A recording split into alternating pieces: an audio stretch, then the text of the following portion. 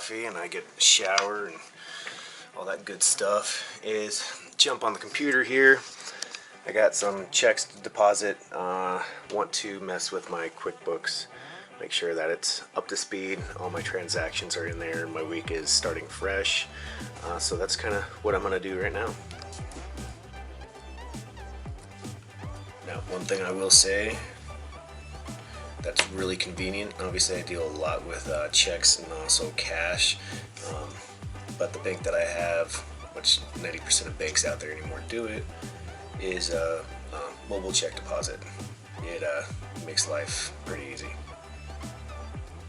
Now, when it does come to cash, every single vehicle I work on gets invoiced, so there's nothing that's under the table. So if I get paid $300 in cash, that money is getting deposited into the business account. So there's no trying to cheat the system. Everything is 100% legit, and that's just how I run my business. So deposit some of these checks right now. Now, if you guys are doing mobile check deposits, be sure to keep your checks. I have a filing system for every month, broke down, January, February, March, April. So any kind of receipts, gas receipts to the checks, everything, I keep all of that. I do use QuickBooks.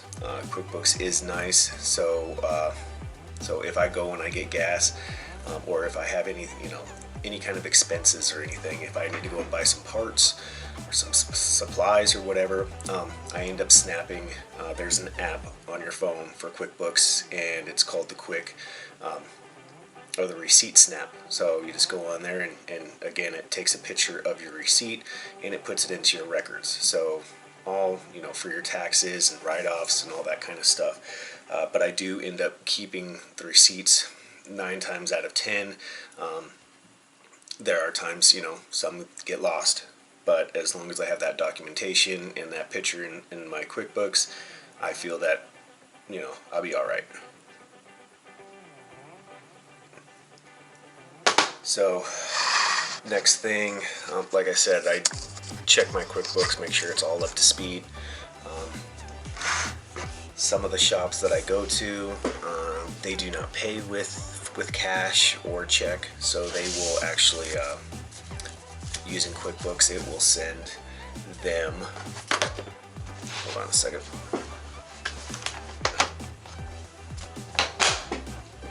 it will send the customers their email or their invoice via email, and from that email they have the opportunity, or the option, not opportunity, they have the option to pay from that invoice, from that email. QuickBooks does take a percentage, just like any credit card processing company. So preferred way is obviously check or cash, but it does make it nice that I can kind of be in and out, and I don't have to wait around for a service writer or manager to give me cash or anything. I'll send them the invoice and go on with my day. Drawback to that is you need to make sure that you're getting paid. So right now I am going to go on to the QuickBooks here and kind of look at my overview. There is one shop that is 4 days overdue. So this was Thursday I went to the shop. Yeah, Thursday. So what I'm gonna do right now, I'm gonna send them a little friendly reminder that they need to pay their bill. And QuickBooks, there is that option. And this shop, there you are. I'm not overly concerned with them. These are guys. This is a shop that I used to work with a couple of guys at my old company. They actually work for this new company now, so I trust them. All I have to do is, worst case scenario, I show up and they write me a check.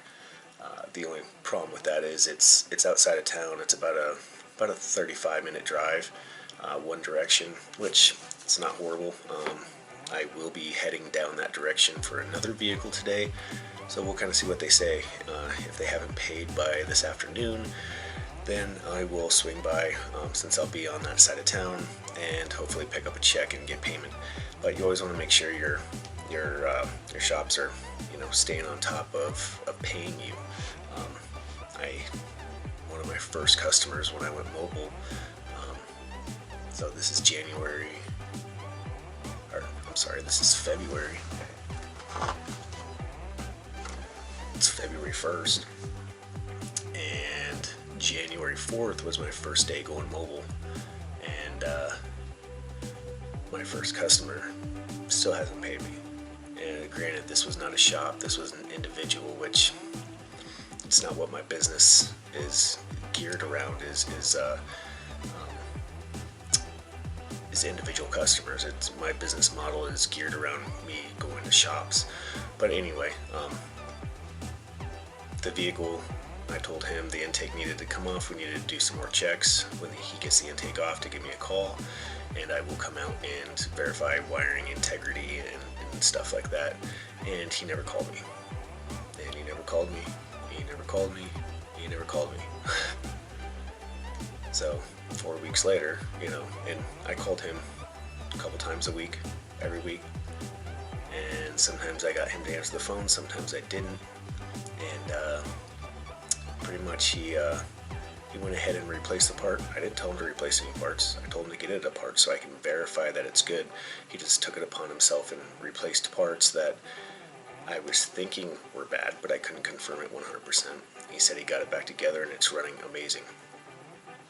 Okay, so I didn't charge him at the time because I didn't have a complete answer. And he's at that time, I think it was January 5th, I told him, get the intake off and give me a call. And he said by that Thursday he'd have the intake off and I can swing by and do my checks. Well, he never called. So if I go out there and I notice that this part is bad, maybe not the part, maybe the wiring, because the whole wiring harness has been repaired, or replaced, I should say. So, let's say he's still having an issue and it wasn't the part that he just threw at it. That's not my deal. I told him to give me a call. He did set up an appointment for Tuesday, so I will be going for another vehicle, and I'm going to double check on the vehicle that he just fixed. But I'm definitely collecting payment, and that's something I learned to. I don't know this guy from Adam, and he's not a shop, so I can't just stop by his shop and be like, hey, look, I need payment. So yeah, it's all a learning curve. That's why I'm kind of doing this for you guys, so you don't make the same mistakes. So I guess the moral of the story is, unless you know the person or you know the shop or whatever, make sure you collect your payment before you leave, because it takes a lot of time out of your day or week or whatever to chase down money that's rightfully owed to you. Okay, so we're done with this. We're gonna head out to the garage and hopefully film a video for YouTube, another video. So here we go. Next things next. We're gonna try to film a video for YouTube. So I'm gonna get it set up here and get this going. I don't know what video is gonna be out first. If it's gonna be the day in the life, or if it's gonna be how I document everything being on the road, as far as from wiring diagrams to notes to service information. I like to keep everything in one place in case I have to go back to that shop or back to that vehicle. If there's more issues, I don't have to go back through service information, and even with service information, you're in the wiring diagrams, whatever. Hey, stay tuned for that video. I'm getting too far into it, so yeah. Alright guys, so just got done filming a video, YouTube video. So next thing I like to do on Mondays is verify all my scan tools are up to date, see if there's any updates available, get those downloaded, get those started, and again, get ready for the week. So let's get to it.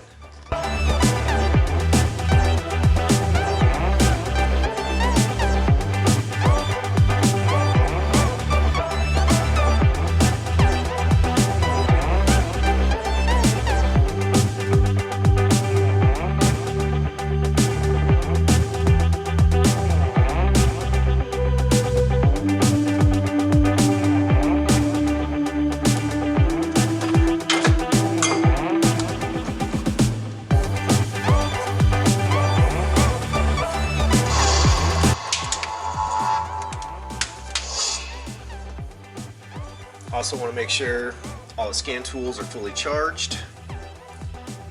Get the launch going.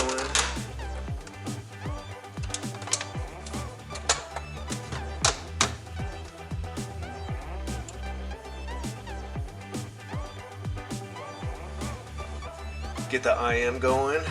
Let's check to see if there's updates on the Auto Pro pad. Take a minute. Let's check here. So we have an update available. Update immediately.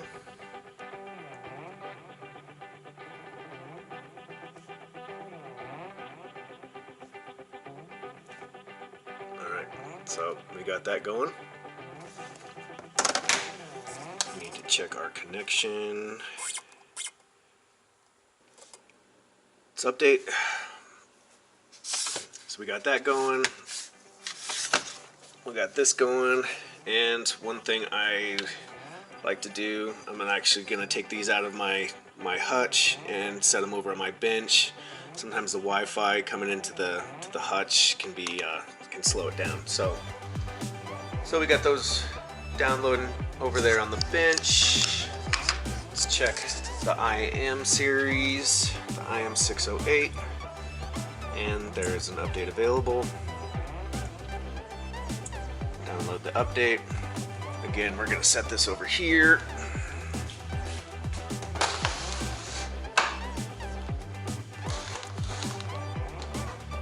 Set that over there. Now let's go grab some other tools. Make sure there's no updates. Taking forever to load. What's going on? Let's see if there's a forward update. Usually they will pop up on the screen after the PC wakes up. So we'll wait for that. Get this turned on. Get the Auto Pro pad, or not the Auto Pro pad, the Drive Pro. My apologies. The AutoLogic Drive Pro.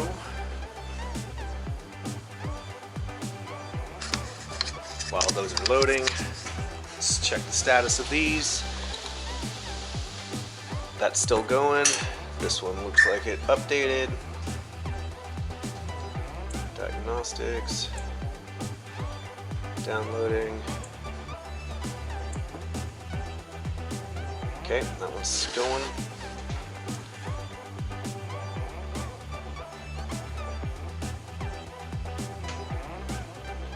And it looks like this one's still going.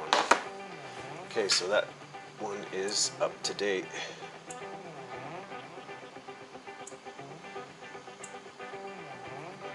%, 100%, and I'll look at the battery life on that once it's up and running.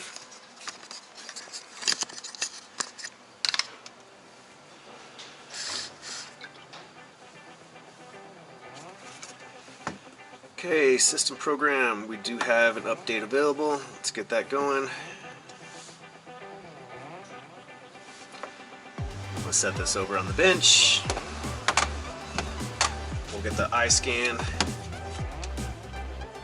Oh, shit, I need battery power for that.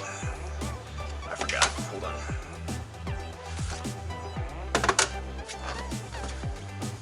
We have an update for the Drive Pro. Let's get that going.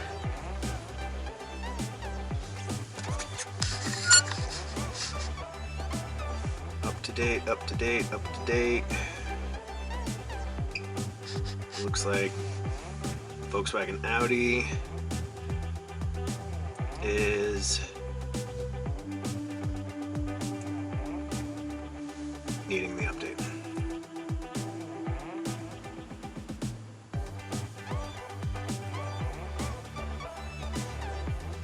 Alright, that's going. We have iScan 3 loading up. You have an update. Let's update.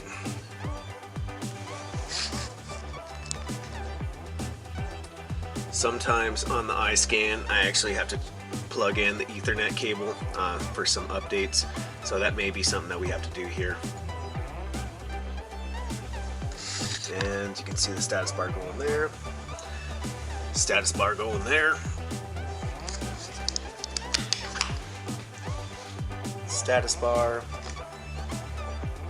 Status bar. These all downloaded successfully. Still waiting on all these. And so I really try to do this at least once a week. Keeping the tools up to date with any kind of latest updates. So this is kind of a weekly occurrence for most of these. You know, Snap-on releases their updates not as often, but some of these other tools you can have updates, you know, a couple times a week, depending on the tool that you guys have. So keep that in mind. It's always good to keep your tools up to date. They change. There's known bugs or issues and everything, and putting that latest and greatest update in there. You know, for the most part, they're trying to resolve some issues. So again, going. All right. So what do we do next? Let's see here. Yeah.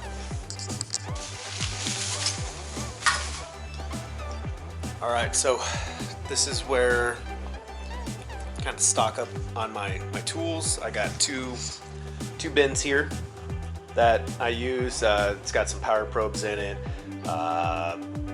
Shoot, let's just...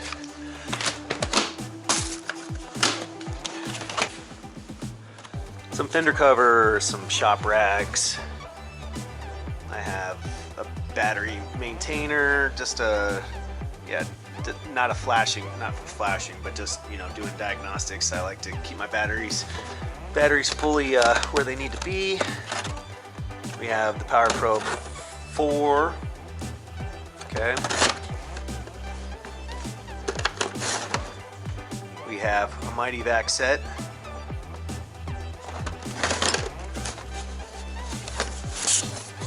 I have the Power Probe for open wires.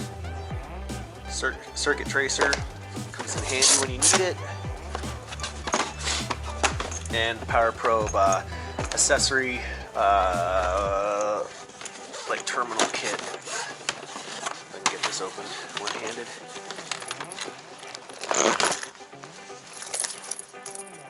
So got a variable resistor. You know, got the pins, the alligators, and you know, these are actually breakouts, which is kind of cool. A little bit different than my AES Wave ones. My AES Wave terminal kit, I prefer, I grab that first. I really like the quality of it, and it's just, I like that tool. It seems to have more fittings than that one there. So that's the first box. This will go in the bed of the truck.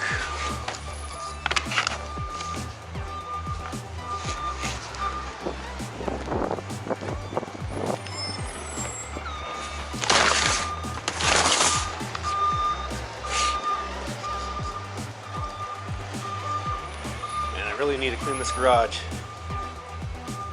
I got paddles and paddles and paddles and paddles and tires and tires and tires and tires. Okay, next box. Ethernet cable. Yeah, it's like 100 foot. Comes in handy when you need it. Longer extension cord, some relays, fuses, terminal tools. Where's my other terminal tool? Heat gun, battery jump box, hood prop, some eyelets, fuel line disconnects, butt connectors with the heat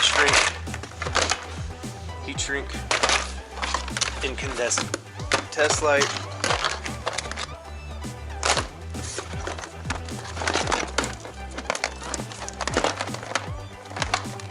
Snap-on's Power Probe,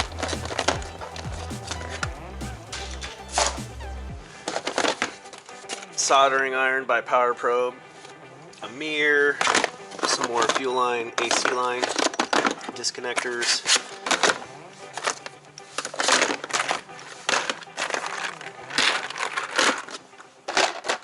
Then here is the WPS 500 and the Matco fuel master kit. So that's all the stuff in there. Alright, so I had a couple more updates on that. Let's see the status of the Drive Pro. Drive Pro looks all up to date. Shut that down. That's good to go. This is iScan 3 is still updating. But it's back in the truck.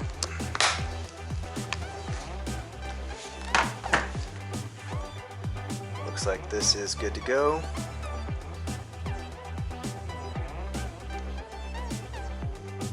Shut this off.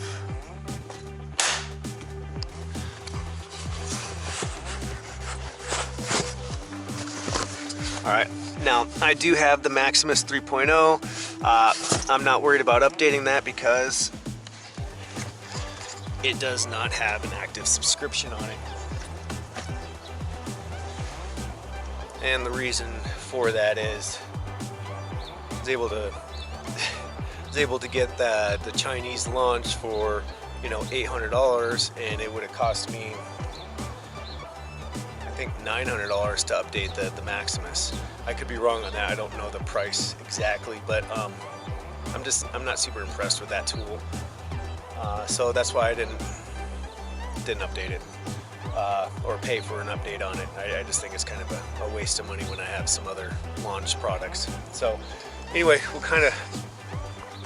I can do a full truck tour later, but anyway, just to kind of go through this.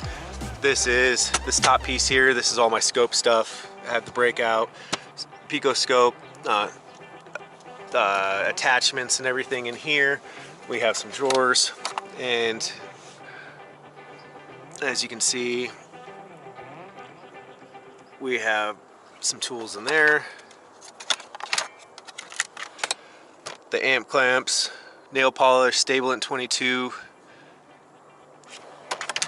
And then down in the bottom down here, this is where I have the AES Wave terminal kit, jumper leads, and test lights, and just kind of miscellaneous stuff. All right. Like I said, I'll go through and do a full truck tour. That'll probably just be a separate video. It's not like it'll be a super long video. But some of the tools that I carry, I don't carry much, but just to remove panels, pull fuses, pull panels, remove PCMs, computers, whatever it may be. And then in this box here, I have the Schumacher battery maintainer. In here I have my IDS, my Cardac 2, and I think that's about it. Oh, and then my HP tuners, my Y-Tech is in here, or not my Y-Tech, my Micropod 2.0 is in here. I have my Tech 2. I have my Tech 2 right there with the candy module. This right here. Oh, actually, that's where my Cardac 2 is, pass through.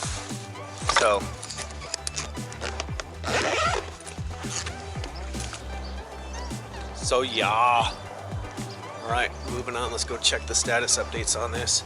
I have a meeting at 8 o'clock with a gentleman from AllData. So we will get to that meeting here shortly. It is currently like 7:35 in the morning, and I'm not sure what's going on with the launch. Waiting for downloads. Auto ProPad also looks like it's stopped, so I don't know if my internet is just super slow right now or what's going on. Let's try this again.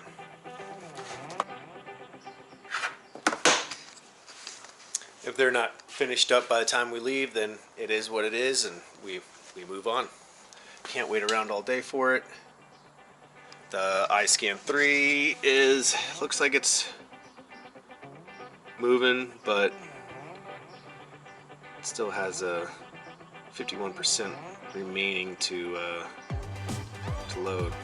I feel like it's been there for a minute, so we'll just have to wait and see on that.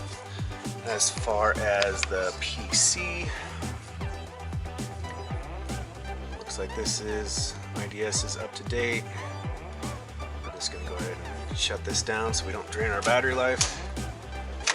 We'll go put this in the truck. It looks like it's installing on the launch now, so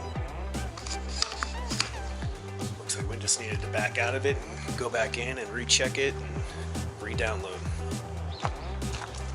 So just checking for updates on multiple tools. Obviously it can be a process. Okay, got my Tuff book, extension cord, tools, printer with inverter. My truck is an absolute mess right now.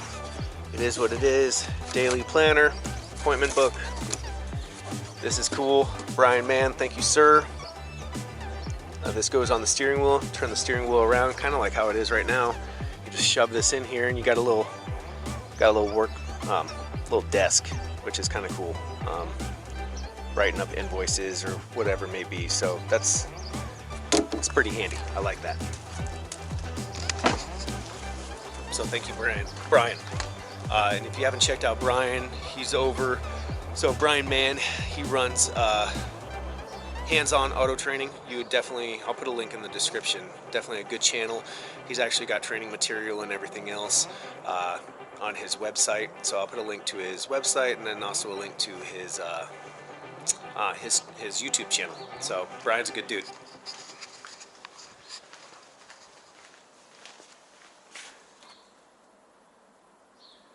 Man, it's moving, but slowly. So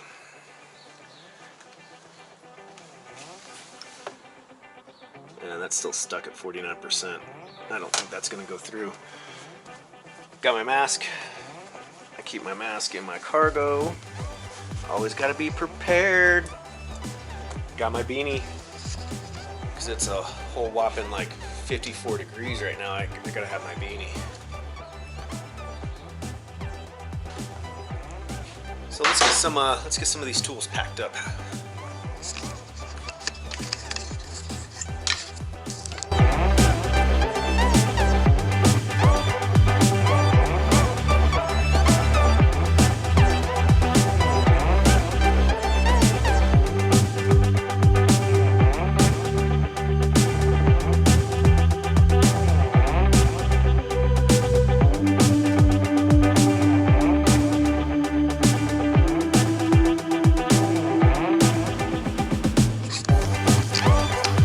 Okay, so my snap-on, I keep running. So when I leave the house or whatever, I turn the snap-on on and I just let it run. This way it doesn't have to auto load or it doesn't have to boot up every time I go to a job. And a couple reasons for that. It takes forever. It takes forever for it to boot up. It's just one of the drawbacks of the Zeus. Anyway, so I just leave it running. Once it is up and running, I just put it to sleep. That way it lasts all day. I also keep the launch running all day. This draws very little battery, so I can actually have this running all day. I do obviously put it to sleep. This way it doesn't have to load up, but this is probably my first grab just because it is quick and easy. And the battery life is pretty good on it.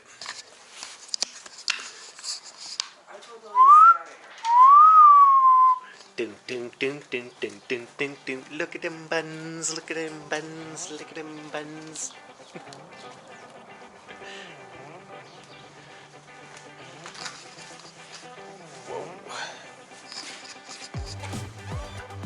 Auto Pro Pad 83%. for the Volkswagen. It's coming along. Let's see where the iScan 3 is at. And it's still stuck at 49%. I guess just let that run. But this one is packed up and ready to go.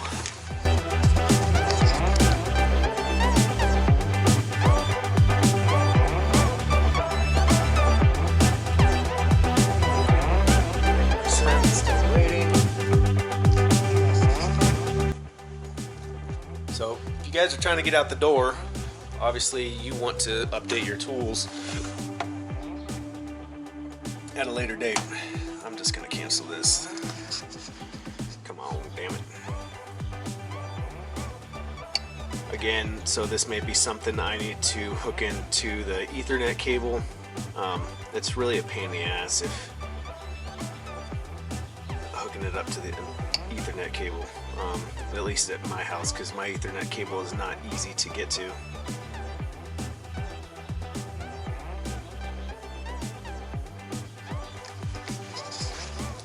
But each tool has its pros and cons. Looks like we're 94% on the Auto Pro pad. Okay. All right, guys. So I'm off. Hey, thanks for joining me on a Monday and getting the prep work done for the week, getting the scan tools up to date, getting the QuickBooks up to date. And starting the week out fresh. And I really do appreciate you guys joining me and coming along. And if you guys like these kind of videos, let me know. Obviously something a little bit different. I do have some more videos coming out. I'm gonna try setting a day aside a week just to dedicate to YouTube to kind of get some more content out.